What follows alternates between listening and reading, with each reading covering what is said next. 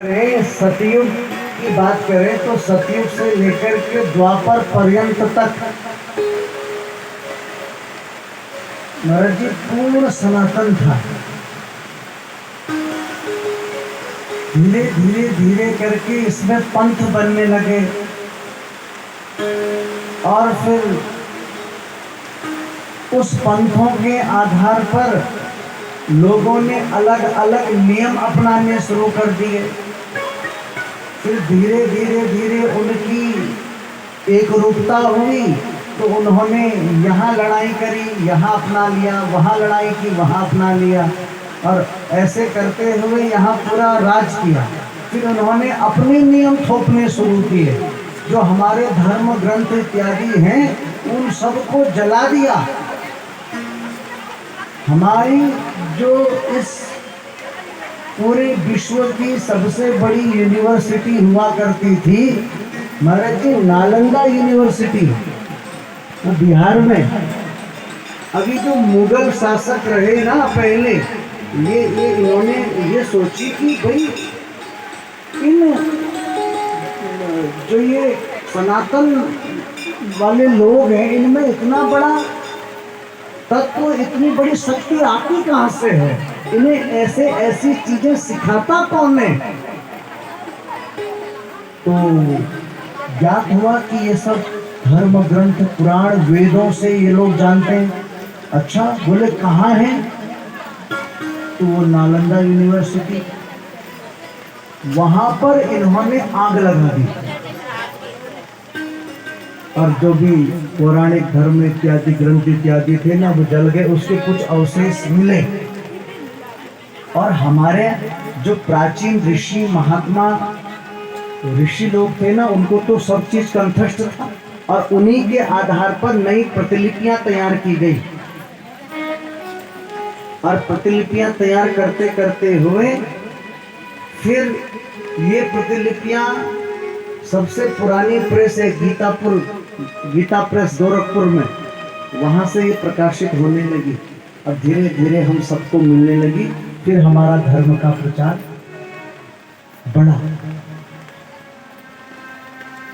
तो पहले पूर्ण सनातन, अब बात यह है कि ये जो पंथ इत्यादि इन्होंने अपने नियम बनाने शुरू किया। धीरे धीरे धीरे करते हुए आज भी हम कुछ अंश उन्हीं का लेते हैं, कुछ अंश लेते हैं। क्या अंश लेते हैं? अभी जो हाथों में मेहंदी लगाने की प्रक्रिया है ना, ये हमारे सनातन हिंदू सभ्यता में नहीं है। आपने कोई भी देवी की मूर्ति देखो, आप भगवती की या कोई भी लक्ष्मी, उनके हाथों में मेहंदी लगी हुई देखी ना? उनके यहाँ रोली, हमारे यहाँ रोली का प्रचलन था। पैरों में रोली, हाथों में रोली ये लगती थी। ये मेहंदी मुगल दे गए, एक बात। दूसरी बात, हमारे यहाँ घूंघट निकालने की प्रथा नहीं है। अब कई कई जगह हम देखते हैं इतना बड़ा घूंघट निकाल करके। हमारे यहाँ पर तो केवल सर में साड़ी का पल्लू रख लो वही सम्मान है। कभी भी सीता जी दशरथ जी के सम्मुख में इतना बड़ा घूंघट निकाल के नहीं, किसी पुराण में रामायण में नहीं लिखा। ये सब मुगलों की देन है, समझ लो। इसके अलावा भी कुछ चीजें हैं जिनका अभी हम लोग वैसा ही उसी मुगल काल के कुछ नियमों का अनुकरण करते हैं। और ये जो मोमबत्ती जलाना, दिया को मुख से बुझाना, ये सब अंग्रेज दे गए, ध्यान देना। और अंग्रेज यहाँ आए, इन्होंने गाय को गौ माता से हटा करके काउ से एनिमल की संज्ञा दी। ये तो गाय तो हमारी माँ है, काउ इज ए मदर। लेकिन अंग्रेज कहते थे कि काउ इज एनिमल, और तब से हम एनिमल ही मानने लगे। तो ये कुछ चीजें हैं इसको सुधारना होगा। हमारे यहाँ सनातन में, हमारे धर्मशास्त्र में दीपक को बुझाना अपराध माना गया है। स्वतः बुझ जाए वो बात अलग है, लेकिन हम मुख से बुझाएं। हमारे यहाँ मोमबत्ती जलाते हैं और मुखर फूल हैप्पी बर्थडे टू यू। हमारे यहाँ पर तो महाराज जी मार्कंडेय पूजा है, उसमें सुंदर सुंदर कुएं बनते हैं, मार्कंडेय जी की पूजा होती है, ब्राह्मण देवता घर में आते हैं, नक्षत्रों की पूजा होती है और फिर पंडित जी के द्वारा आशीर्वाद प्रदान किया जाता है, दीर्घायु का आशीर्वाद दिया जाता है। तो ये मार्कंडेय पूजा करनी चाहिए। अपने जन्मवार के दिन पंडित जी को बुलाओ और मार्कंडेय पूजा करवाओ। हैप्पी बर्थडे टू यू इत्यादि ठीक है, प्रचलन में है, तो ये मोमबत्ती वगैरह मत बुझाओ, केक काट दो, थोड़ा सा निमंत्रित कर दो, एक मनोरंजन कुछ कर लो, लेकिन ये दिया मत बुझाओ। मोमबत्ती को जला करके उसको बुझाना वो चीज नहीं, ठीक है ना। तो ये एक सीख है मार्कंडेय पूजा। और मार्कंडेय पूजा करने से अनेक प्रकार के अनिष्ट कटते हैं, और जो बालक बालिका पर जो दुष्ट ग्रहों का प्रभाव होता है ना, वो भी दूर हो जाता है मार्कंडेय पूजा करने से। तो मार्कंडेय पूजा करनी चाहिए। तो मुकुंद के पुत्र मार्कंडेय जी और मृत्युंजय अवतार, और इसी क्रम में भगवान का एक और नाम पड़ता है भोलेनाथ। जैसे नाम त्रिपुरारी पड़ा ना भगवान का, 3 पुरों का भेदन करने से त्रिपुरारी उनको कहते हैं, ऐसे हम लोग भोलेनाथ कहते हैं। क्यों कहते हैं भोलेनाथ? भोले हैं वो, लेकिन क्यों, कैसे, किस कारण भोले हैं? What is cause? You God is a Bhola. What is Bhola? Cause, give me cause.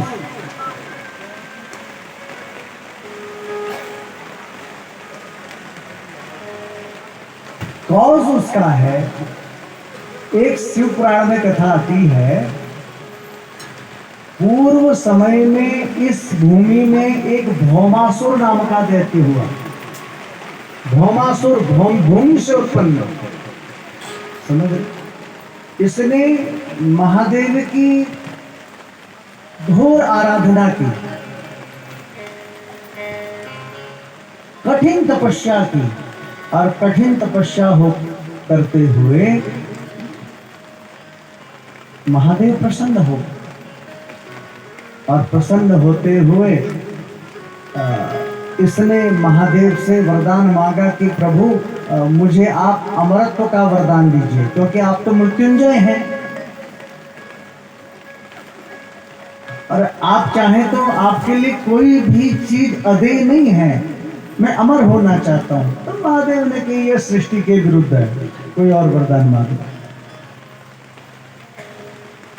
तब इस भौमासुर ने सोचा कि मैं क्या वरदान मांगूं।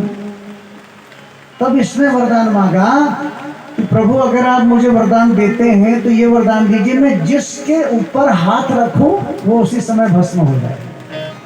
महादेव ने तथास्तु कह दी। महादेव ने मन में विचार नहीं किया कोई भी, और तथास्तु कह दिया, और तब से इस दैत्य का नाम पड़ गया भस्मासुर। समझ रहे? अभी जहां भी ऐसे हाथ रखता वो भस्म हो जाता, सब डरने लगे। पार्वती को देखा इसने, बोला ये कितनी सुंदर करनी, कितनी सुंदर स्त्री है, इसको तो हमारे पास होना चाहिए, ये इस जोगी के पास क्या कर रही। अब महादेव ने वरदान दिया, महादेव को ही ये भस्म करने के लिए उद्यत हुआ, और महादेव को भस्म करने के लिए उद्यत हुआ। महादेव के पास गया, महादेव कह रहे तू दूर दूर दूर दूर, नहीं जी पास पास आने को। अब महादेव कहते कहते थक गए थे, महादेव भागने लगे। अब महादेव आगे आगे, ये भस्मासुर पीछे पीछे। महादेव आगे आगे, भस्मासुर पीछे पीछे, महादेव आगे आगे, भस्मासुर पीछे पीछे। अंततः गत्वा महादेव ने अपने आराध्य विष्णु का स्मरण किया, आओ प्रभु नारायण मेरी रक्षा करो, मुझे बचाओ। आराध्य को किस कष्ट में आ गए, बोले मेरे ही वरदान के कारण आज मेरा वरदान अभिशाप बन गया है? मैंने ही इसको वरदान दिया, आपने मुझे ही भस्म करने चला, हाथ रख देगा तो फिर मैं तो गया। अब उसी समय श्री विष्णु पुनः मोहिनी रूप लेके आ गए, और मोहिनी रूप लेकर के जो ही आए, भस्मासुर की दृष्टि पड़ी मोहिनी रूप पर, तो भस्मासुर मोहित हो गया और उस कन्या से कहने लगा कि तुम मुझसे विवाह कर लो। विष्णु कहने लगे कि मैं तो विवाह उसी से करती हूँ कि जो मेरे जैसा ही नाचना जानता हो, ऐसा ही नाचना जानता हो। यदि तुम मेरा जैसा नृत्य कर सकते हो तो मैं तुमसे विवाह कर लूंगी। बोले क्या करना पड़ेगा? बोले जैसे जैसा मैं सिखाऊंगी वैसा वैसा करो। महादेव एक किनारे पे होके देख रहे हैं, बड़ा सुंदर भाव है। और महादेव भी उस मोहिनी रूप को देख करके, विष्णु के उस मोहिनी रूप को देख करके महादेव भी मोहित हो गए जी। और इधर वो मोहिनी रूपधारी विष्णु भस्मासुर को नृत्य सिखा रहे, और इधर मन ही मन में सोच रहे, भोलेनाथ हे प्रभु आप वास्तव में भोले हैं, और आज से आपका नाम भोलेनाथ हो गया। महादेव का नाम भोलेनाथ पड़ा। इतने भोले हैं कि उन्होंने वरदान दे दिया, उसका शुभ अशुभ का विचार नहीं किया कि ये भस्मासुर कल के दिन मेरे सिर में ही हाथ रख देगा, जिस किसी के सिर में हाथ रखे तो भस्म हो जाए। और इधर मोहिनी रूपधारी विष्णु भस्मासुर को नृत्य करना सिखा रहे, कभी कमर में हाथ रखवाएं,